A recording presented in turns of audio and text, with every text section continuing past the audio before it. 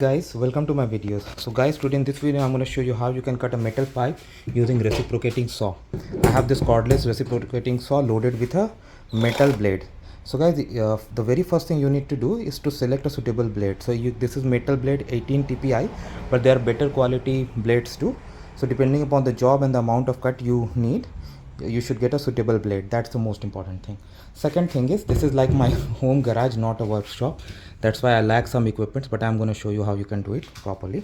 Put a mark wherever you want to cut, and before you even begin, put some protection. Especially eye protection is very important, because when you cut, it's going to generate a lot of particles, and it's very important that your eye should be protected. Now the secret of having a decent cut is holding this properly. So when you have like workshop setting or something, things like wooden plank or pipes, they get holders hold it, because when you run this tool, it's going to generate vibration.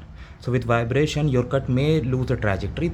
It may happen now because I'm doing it in home setting, but in the actual, depending upon the blade and cut that you make, if it's held properly, it will be good. Okay, so that's what. So if I deviate from the trajectory a bit, please don't mind, because I'm doing it at the home setting. Okay, so let's proceed. Okay guys,